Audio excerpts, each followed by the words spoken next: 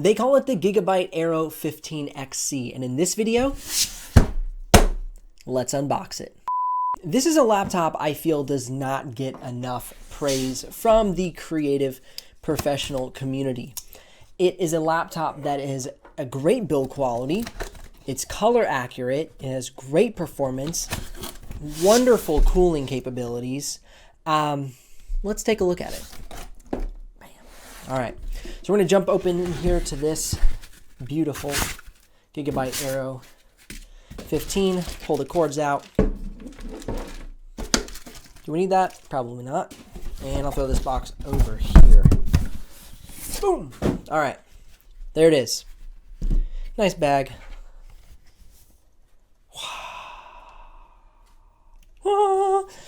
So let me get this off the table here, but let's first take a quick look at the block charger. Pretty big block charger. Not gonna lie, that could hurt somebody used as a weapon. Don't do that though. Let's look at the outside. First and foremost, port selection. We have HDMI display port, USB Type A, RJ45 network port, and a headphone mic jack. Now these are both 4K displays capable, as well as on this side, the USB Type C, which is the Thunderbolt 3, that is also 4K display capable. This is SD card slot, power supply, and another 2 USB Type A. So this thing has great port selection. And the thing is with the SD card slot, for the video editor or photographer on the go, you don't have to mess with pesky dongles. And also on this side, people say, well, why would DisplayPort? That's like so outdated. Yeah, I mean, I guess it's outdated, but it's still very useful. You can hook up 2 4K displays and then still have your USB-C available for other things. You know, you don't have to have a dongle if you don't want with these 2 display ports. So it is helpful. Well, 2 display ports, HDMI, display port. So it is helpful, in my opinion, to have those ports, and if they're there, I might as well use them. So I don't get too hung up on what's the latest and the greatest, rather than what's the most useful to people as creators. Let's check out the outside though. One thing that I'm not loving on this laptop so far, and I kind of forgot about this, is they use an inlay for the top cover, rather than having the top cover kind of wrap around and then, you know, the edge where it connects to the screen is on the inside. They have an inlay that's used. It's kind of a semi-sharp edge, not insanely sharp, so if I can get that in focus, there we go. But as you can see, get it right there, there we go. It's got that little lip going on there. Not my favorite, but it's well put together. I just am not a huge fan of that lip. But overall, this is a all aluminum laptop, CNC aluminum. It's thin, as you can see. It is a lightweight laptop that packs a punch. It is not a thin and light laptop, but for a gaming laptop, it is lightweight, which is fantastic. Now to open and close the hinge, let's see what we got. One hand, very easily. I'm gonna pull that out of there. And then as we close it again, let's see if it magnets shut. Yeah, it pulls shut really nicely. And as I go to pull that open, let's see, any gaps there. Let's see what we got. No, doesn't look good. A little gap, you can see through there, see the light. So there's a little gap on the screen there, but that's not a bad thing.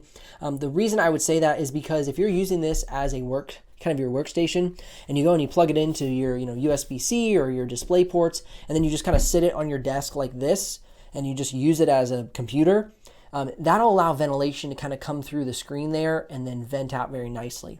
Speaking of ventilation, we have a nice vent along the back of the chassis on the left and right side panel, and these vents actually make their way onto the bottom cover. So it vents from the side to the bottom, which is really cool. So this laptop has a lot of great ventilation, and then on the bottom cover, a massive vent. So you have your 2 fans here, your heat coil or heat pipes here. We're actually going to open up the laptop here just in a little bit and dive in and check out all the components, see what's upgradable, yada yada. So far it seems like we're getting some fingerprints on it. I know that some people aren't big fans of when fingerprints happen. I mean, who likes fingerprints? Personally, I don't. But it's not terrible, but you can definitely see some fingerprints as you start using the laptop. Love this new design. I think that's really cool. I like the lines. I think last year they did like a kind of like a V, or maybe it was an upward V, rather than these neat line accents. I think it's pretty cool. 2 hinges, nice thick hinges. Like I said, open and close in the laptop very smoothly. It opens to about 45 degrees, so it doesn't open that far. And then let's check the screen flex. See how the screen flex is. Not bad. Most laptops have a good amount of screen flex these days. This one doesn't have that bad of a screen flex. Another thing I want to point out is the bezels, right as we're getting this thing opened and turned on with the power button right here. Nice thin bezels. And then also something that they've added to the bezels this year is this rubberized gasket that goes around the edge of the bezel. And so that way when you close the screen, it closes and it has a nice soft close, good firm, secure close, which is great. The webcam is on the bottom, which I'm not a huge fan of. It does have a manual webcam cover, which I am a fan of, but I do wish, even though these bezels were thin, I wish I would honestly go a little, I would prefer a tiny bit thicker bezel just so I could get my camera off of my nose. But they do have it in case you need it for virtual meetings, which is great. Again, like I said, CNC aluminum on the top cover, on the keyboard deck. The side panels are plastic. And then the bottom cover is CNC aluminum. So you got some mix of plastic and CNC aluminum in this chassis here. Onto the keyboard deck. First and foremost, getting a look at the keyboard. You have a numpad on the right side. Don't really care personally. I'm not a numpad fan. I'm not a gamer, so I don't really use my numpad all that much. But I know for a lot of you, numpad is really important. So it's got it.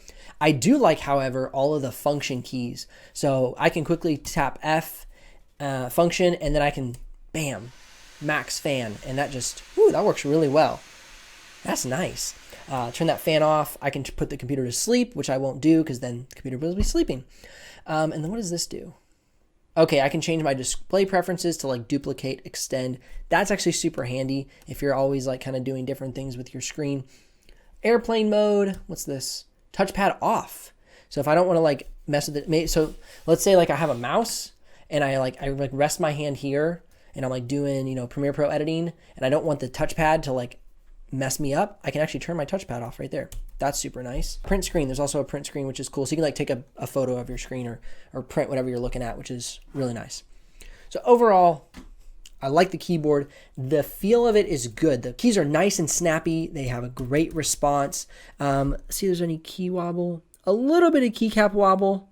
I'll dock them there a point, like I'm keeping track of points here, because I like to see a really nice flat key press. I don't like it so much when the keys are wobbly, and it's got a little key wobble. So if I was being super critical, I would dock a point there, but overall it's not going to hurt the build quality of the computer. Now the trackpad is nice. It's got a good click. It's rather quiet, which is great. And when I tap it, let's see. Yeah, it's secured very well to the chassis. So I'm digging the trackpad so far. After I use it a week or so, I'll film another video and talk through my week experience with it. My week experience. The week's experience, not my week experience. Let's take a look at the flex between the keyboard and the trackpad. If I push really hard, I can get some flex, but just, being, a normal human being and just kind of pushing here, not a lot of flex on the keyboard deck. And let's check the top cover. Not a lot of flex on the top cover either. So really well put together. I'm very satisfied. Let's check it out. I like this light. Yahoo! That's handsome. Not gonna lie, I like that. And you can jump into the control center very quickly. They have a shortcut here on the home screen. So I don't see a shortcut on the keyboard deck, but you can easily keep it on your screen and jump into the control center when you need to.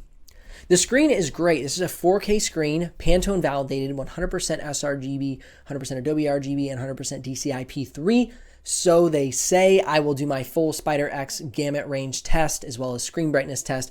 But as far as I know, this is a 100% across the board color gamut, 100% screen. Again, a big point for creative professionals and why more people aren't getting this computer often confuses me. Now, the audio looks like we do have the speakers under the keyboard deck, which is not my favorite placement because it's just kind of a poor experience. But without testing, I'm hoping for a speaker somewhere up here on the top of the keyboard deck along with this vent, but we shall see when the tests come. Now, looking at the keyboard deck, I see here they did this inlay thing as well with the keyboard deck. Again, this is not my personal favorite. I don't really dig this inlay that they're doing. They did it on the top of the keyboard deck not the keyboard deck, the top cover of the screen. So basically you set the, top cover and then the screen kind of wraps it. I wish it was like kind of one continual piece of aluminum. So I wish, maybe we didn't have that, but overall, I'm happy with the build. It's all put together very well. So that's a big bonus. So at idle, I can tell there's a little bit of fan noise going on. Let's see, the CPU's at around, 60 degrees Celsius, 50 degrees Celsius. I'm going to try and put it in quiet mode.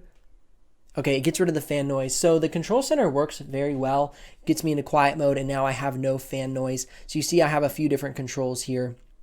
I like this. I would probably run in quiet mode unless I was doing some video editing and, wanted to keep the laptop cool so I could keep the performance up.